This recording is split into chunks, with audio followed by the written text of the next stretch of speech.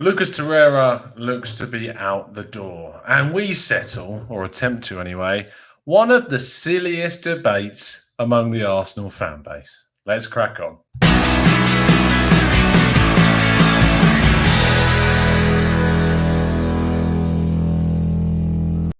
Hello and welcome to the Gooner Talk, back again with you guys for another show, for another episode of our Raw Reaction series, show in which we react to the latest Arsenal news and get your thoughts in our live chat section. And of course, joined by some fantastic people already. I love the fact that you guys are jumping in and you're enjoying the fact that these are preloaded now into YouTube, so you know when they're going to go live.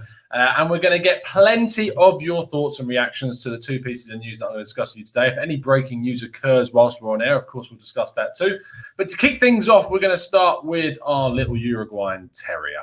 The guy that is Lucas Torreira is moving on from Arsenal, it seems, in a deal which is one which is really odd, yet makes a bit of sense. It makes sense that he's moving. It makes sense that we're losing Lucas Torreira because since his arrival, he burst onto the scene, was thought upon as this player that would solve Arsenal's defensive midfield issues. And then since Unai Emery took over, since he was always there, but he decided to move him into an advanced midfield role with the thought process that I can only imagine had the theory that if he was playing further up the pitch, he could recover possession further up the pitch, meaning that counter-attacking might be that little more lethal. Unfortunately, this didn't work, and it led to some of the worst Arsenal performances that we've seen in living memory. And unfortunately, Lucas Torreira is quite an integral part of that. He then got injured for a fair amount of time, and when Arteta came in, he was absolutely nowhere to be seen on team sheets and was limited to cup competitions in which he got injured again against Portsmouth. And then we never really saw him until he returned from injury. And ultimately, Torreira just hasn't cut the mustard, it's fair to say.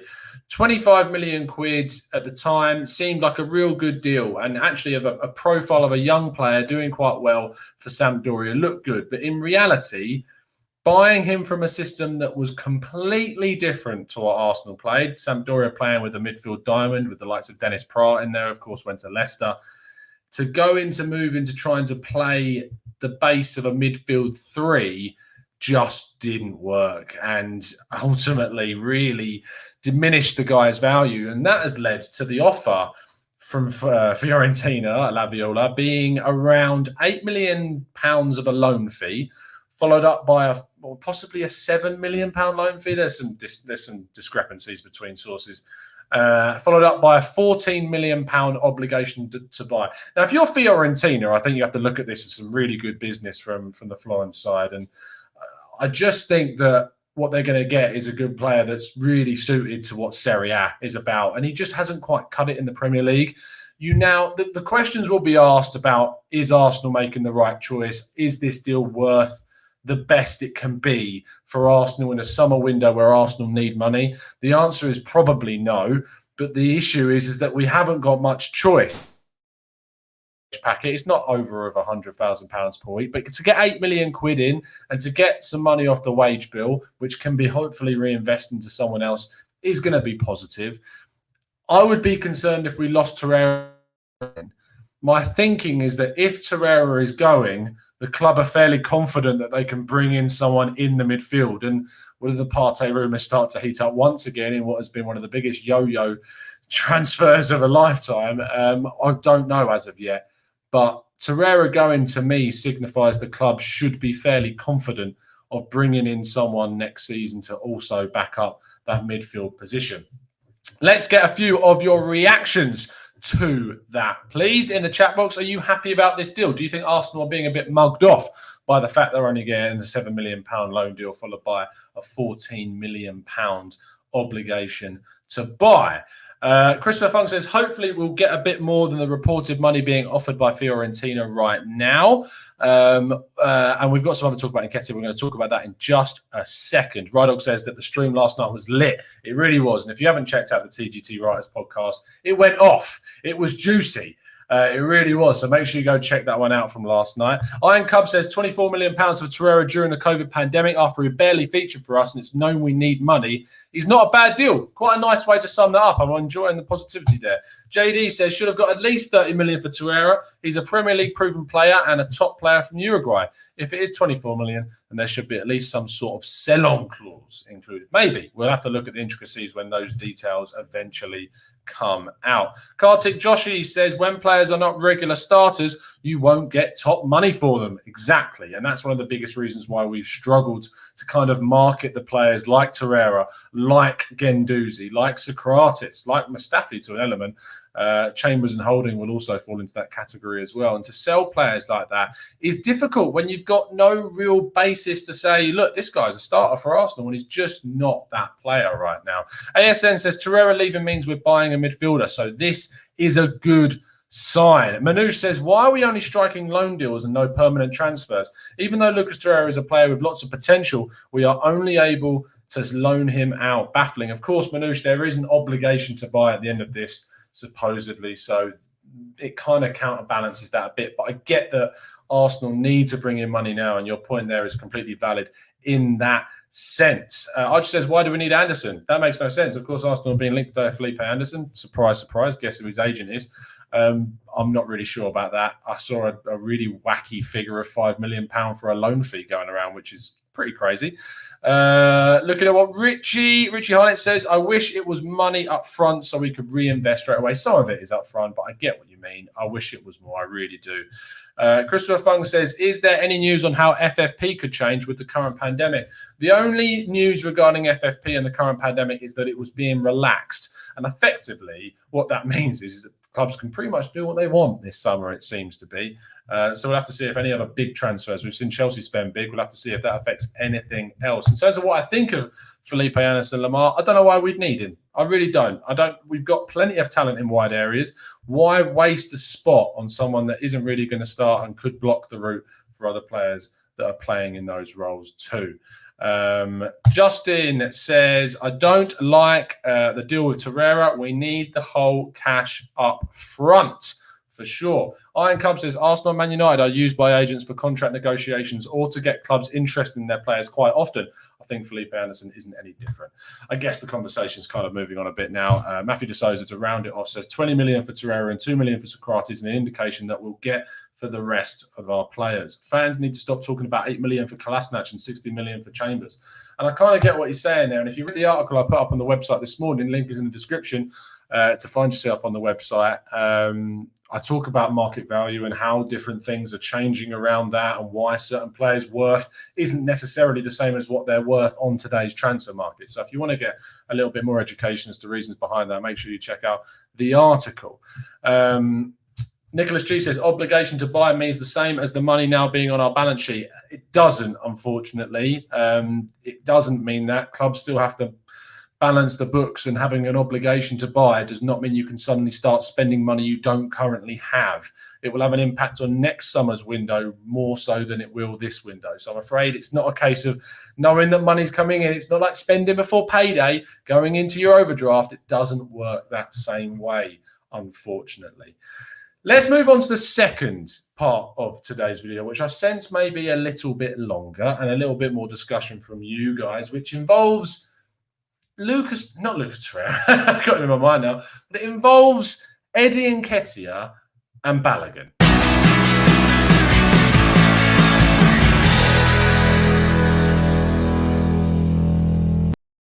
Now, I've seen some crazy stuff, it's fair to say, on social media, but this argument surrounding these two Arsenal players has got my back up more than quite a few things. And you guys know, other than Rydog in the chat, don't know what gets my back up more, to be honest. I'm only kidding, Rydog. We love you, really. But in terms of this debate, I just can't quite get my head around the euphoria of following Balogun. I really don't get it. I don't understand, because he did amazing for the under-18s. Absolutely brilliant. Goal record was insane. Quite similar to a lot of other players that have played in the under-18s. But when you look at what he's done for the under-23s, and then the argument to say sell Nketiah and keep Balogun, I don't understand it, because Nketiah's goal record at under-23s was miles better than what Fiorentina Balogun's is. Miles better. To give you an example, Eddie Nketiah scored 28 goals in 37 Premier League 2, or the under-23s Premier League division, compared to 12 goals in 27 appearances for Fiorentina Balogun. I don't get why there's this clamoring to say that this is the next massive guy. The only theory that I can come up with is that there's a lot of PTSD from Gnabry and from Jeff and from these players that have left Arsenal and gone on to do really well. Now, I said the other day that I'd be quite okay with Arsenal going out and maybe spending a bit of money and bringing the Jeff back if it was kind of a plan B option to say a Houssem Aouar, because we couldn't afford him, only if we got a player like Thomas Partey in as well. But the thing is that you can't keep every one of your youngsters just in case they become good, because clubs just don't work that way. Clubs just aren't these players the time to just try and eventually turn into something great. If we keep following Balogun at the club, he's got to beat past so many other people before he starts getting minutes. And at the moment, his stock is the highest it's been because of the performances that we've seen, because of the amount of interest that there is from other clubs, not just in England, but from across Europe. But if we were to keep him at Arsenal for, say, 2 more years, I still don't see him getting into the Arsenal team. And if he's sitting on the bench for 2 years in the Arsenal team, then what on earth is his value going to do? You could say send him out on loan, and I get that. But if Arsenal are in a situation now where they can get between 8 and 10 million quid for a player that's never played in the first team, and these are the numbers that are being flying around at the moment, then I'd bite your arm off for it. Because for a player, for people to turn around and say that Nketiah should be sold to keep Balogun at the club, I just don't think makes any sense. And I guarantee you also that over 90% of these people have not watched Balogun and have not watched Nketiah regularly at the same level. Because if they had, they would recognise how good Nketiah was at the same level and how much better Nketiah was. And this is coming from someone who has gone on record so many times with his worries about whether Nketiah will make it at the club in the long term. How many times people that are long-time listeners will tell you that I have said so many times that I feel that Nketiah, I'm not sure if he's going to make it. But I wouldn't turn around and say that we should sell him and keep Balogun, because I still think there's a big chance for Nketiah to still show what he's worth. And I don't want to cash in on Nketiah yet, because I still think he's shown potential. I just have a lot of doubts in my mind about him. But with Balogun, how can I not have any more doubts about someone that can't even match up to Nketiah's record at under 23 level? How could I not have more doubts about someone that's got a worse record than the guy that people want to move on? And another thing is that Tyrese John-Jules is higher in Arsenal's pecking order than that of Fiorentina Balogun at the moment. John-Jules is the one that's been sent out on loan with the hope that maybe he could come into the Arsenal first team at some stage. It's not been Balogun that's been sent out on loan. And you've also got Balogun, who's not publicly, but it's publicly known that the guy wants to move on. And yet we're desperate. There are so many people desperate to keep him. And I just can't get my head around it.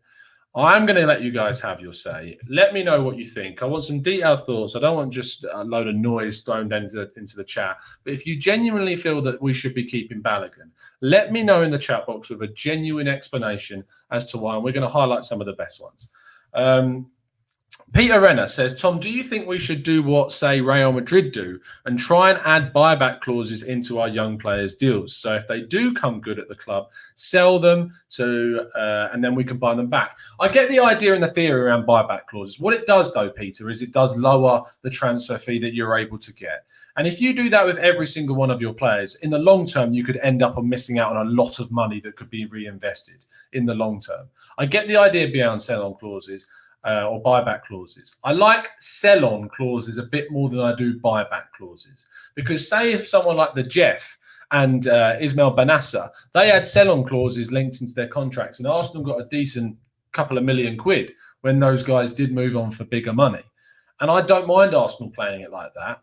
I don't mind it at all. But buyback clauses are a significant reduction in the player's transfer value when he moves. And I don't think it's worth that.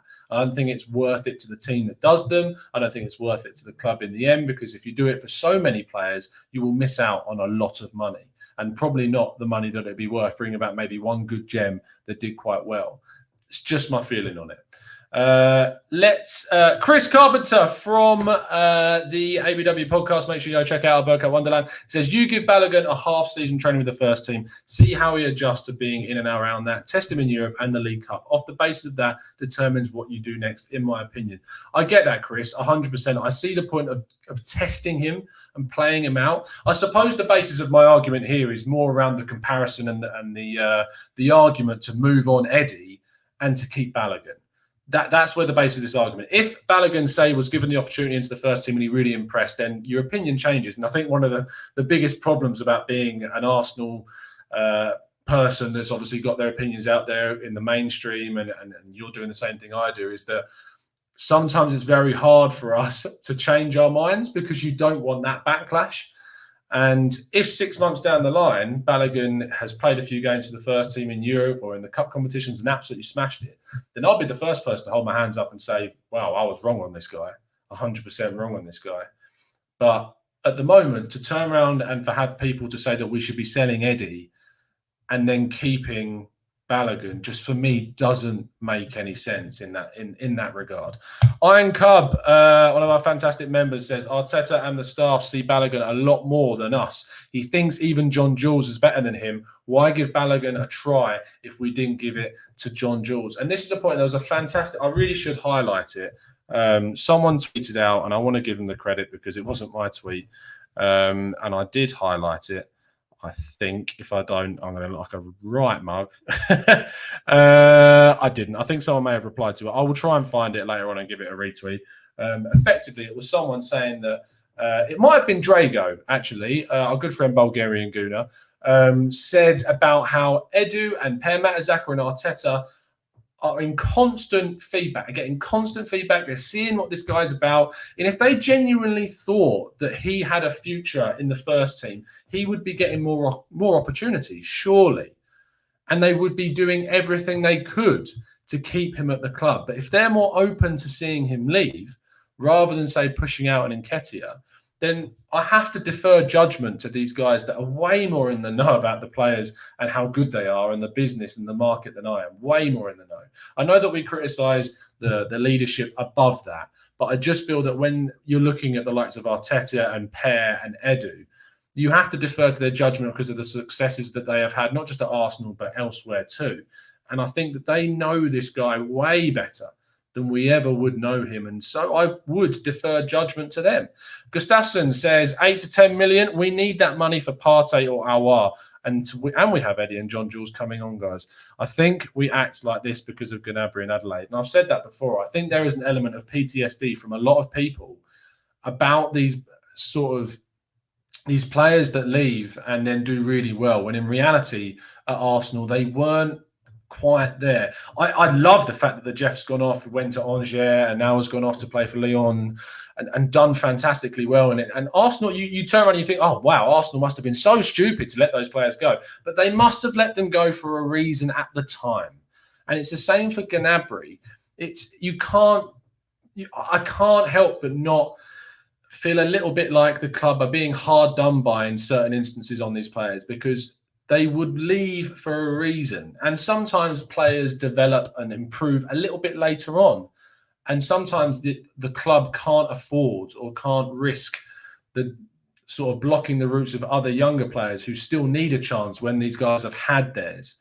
And I think sometimes the club do get a hard ride in that respect. And I think that it's something that Arsenal should look at in terms of, if a player does really well, there's nothing wrong with holding your hands up and saying, yeah, we got this one wrong, and bringing them back, because there's players around. You look at Danny Carvajal at Real Madrid, they got it wrong. They let him go to Bayer Leverkusen, did really well. They brought him back. Barcelona with Jordi Alba didn't do well, didn't Inspire there, went to Valencia, did fantastically. They bought him back. There's nothing wrong when these players go on to be successes and with you spending a bit of money to get them back. It's part of the game. It's not, you're not taking an L by doing that whatsoever for me. It's part of business. It's part of the football sphere. And I just think that a lot of Arsenal fans are very hung up on Gnabry and on the Jeff and maybe on, to a lesser extent, Ismail Benassa. And they must have left for a reason at the time. Otherwise, they would have been kept. And for me, that's why I would be so inclined to leave. If Balogun goes on to be an amazing player and never plays for Arsenal again, then you'll look back and you'll go, well, at the time, he only had 12 goals in 27 under 23 appearances, which isn't setting the world on fire. Yeah, he scored a couple of worldies, but the club must have had a reason to let him go, and you have to say fair enough for that. Let's have a look. Paid 90 million for Juve to develop Pogba for a couple of years, and there are examples, I think, where clubs definitely overpay, and I think Pogba is definitely an example of that. But United could afford to do that. Arsenal can't.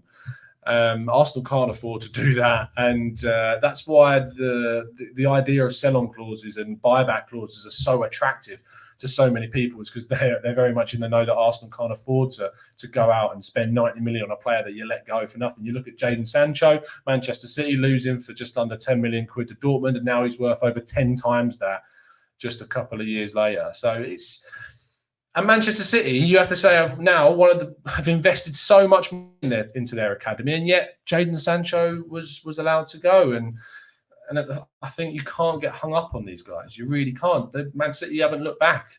After losing Sancho, they haven't looked back at all. They've not gone in for him now.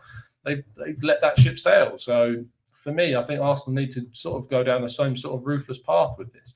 Javier says, I have not seen Balogun in the first team, so we can't judge Nketiah against Balogun. And if Arsenal feel he isn't ready, then he is not the answer. I think that's probably a very mature way of putting things. We can't really judge them and compare them realistically until you look at them in the same competition at the highest level.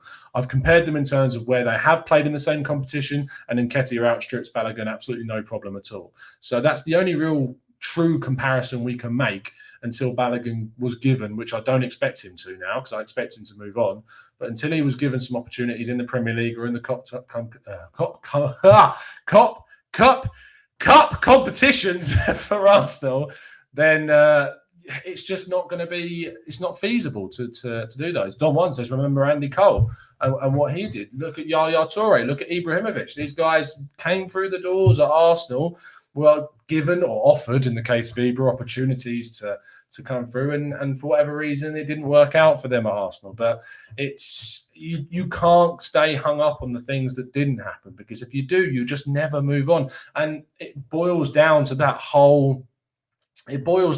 instance of, the argument I was going back, you can't just keep all your youngsters and fingers crossed hope that they develop into something, because there's other guys a chance. These guys that, if you were to keep them for longer, their value would be diminishing, and we can cash in sometimes on these young guys for a decent amount.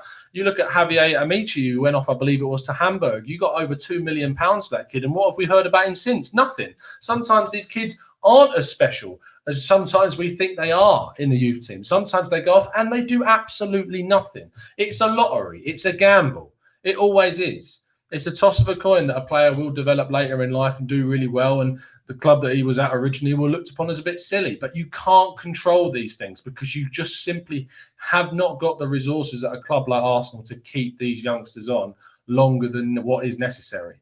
We just don't have the financial capabilities to do it.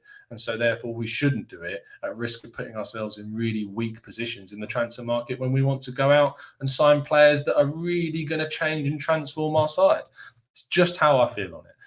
Surafel says, hey, Jeffrey, we can't compete in the top four if we don't add quality players in the squad. We should have to see Chelsea and how they transform by buying quality players too. And the only way that Arsenal are going to transform their squad is by getting funds in this summer. If Balogun is one of those people that will add a little bit of cash injection, then I'm all behind that, because I just don't see a route for him into this team whatsoever. RC Guna says, on the other side of the coin, if we keep Balogun and he doesn't develop, the same people that want to keep him will say our management staff don't know how to judge talent. And unfortunately, sometimes Arsenal staff are in a completely lose-lose situation, because for all the people that will be out there criticising them for selling Balogun, there'll be another load of people, if he were to stay and not develop, criticising them for not selling him sooner. And that's the life of living in the football world and working in the football world. You never, ever win. You really don't. Iron Cub says, bit off topic, but did you see Jeff saying he might want to leave? Would be an interesting option if Aouar is too expensive. I mean, you've taken the words right out of my mouth. I think Jeff is someone that you should look at as a possible cheap alternative to Aouar. Not necessarily the same position by any stretch of the imagination, but someone that would add creativity to Arsenal and add that little bit of verve in the final third that Arsenal have been lacking maybe in a central area. And he's versatile as well, so can deputise, and we need that depth for the other competitions that we're also in this season. Richie Hartnett says, we have to take our bias from players and be ruthless when we have business to do in more immediate problematic positions. 100%. Spot on. Rodney says, Martinelli, Saka, Eddie, Tyrese John-Jules, Alba, Laka, Pepe, Willian, Reece Nelson. Where is the route for Balogun? Exactly, Rodney.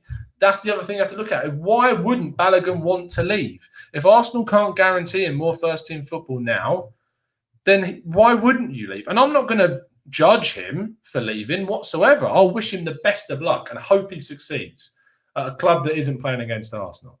But at the same time, if he was to say, how is he getting in? For me, I feel the club rate Tyrese John-Jules as a more exciting prospect than Balogun.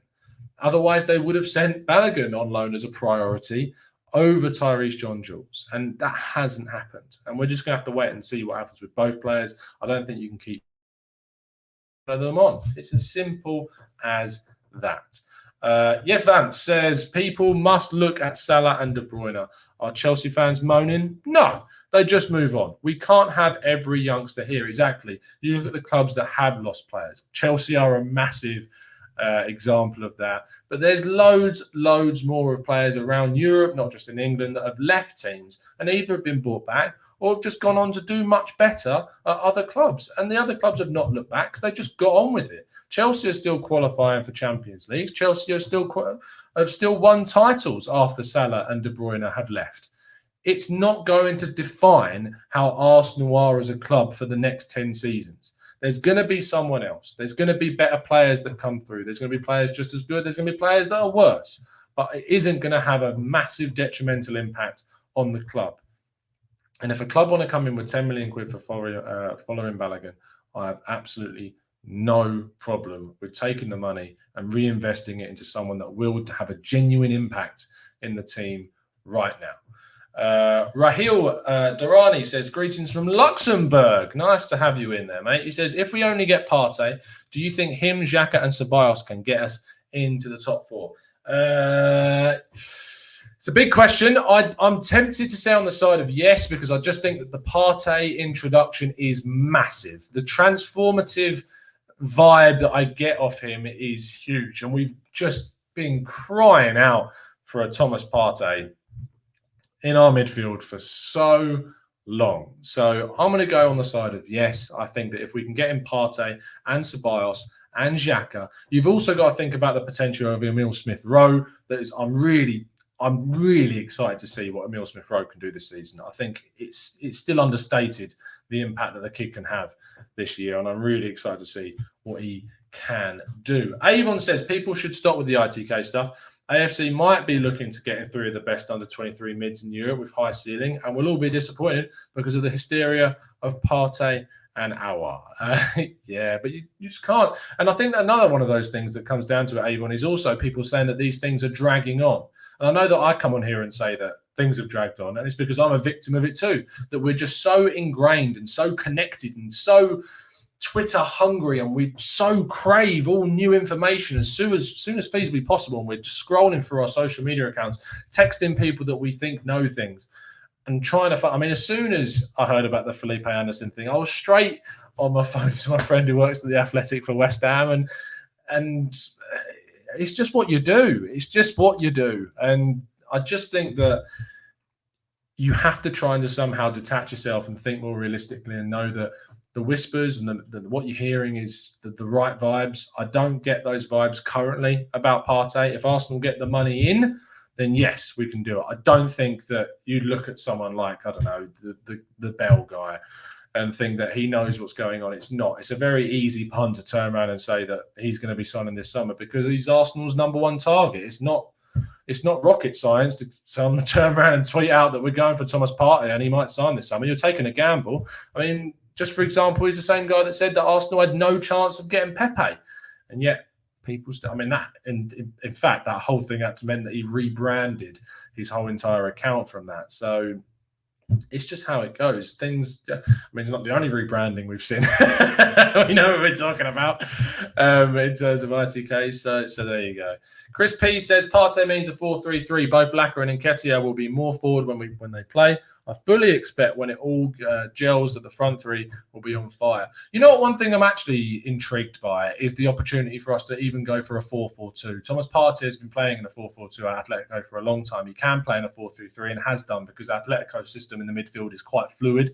But at the same time, I like the idea of 4-4-2 if it's done correctly. You look at the 4-4-2 that we tried under Unai Emery, the disconnect between the midfield and the front two of Laka and Aubameyang just didn't work because there was no one that could connect those two. Thomas Partey is a connector. Thomas Partey is someone that beats the press fantastically well. And if you put someone like Ceballos who can drive the ball forward as well, or even Aouar, if we're extremely lucky to get someone like him in too, I look at Arsenal's potential to play a 4-4-2 in certain games. No, I'm not saying they have to play it every single game, but I'm just saying that there's the potential to play in multiple formations with bringing someone like Partey, and it's not limited to 4-3-3. He's an incredibly capable player of playing multiple systems, and I'm looking forward to hopefully, fingers crossed, seeing what the guy can do.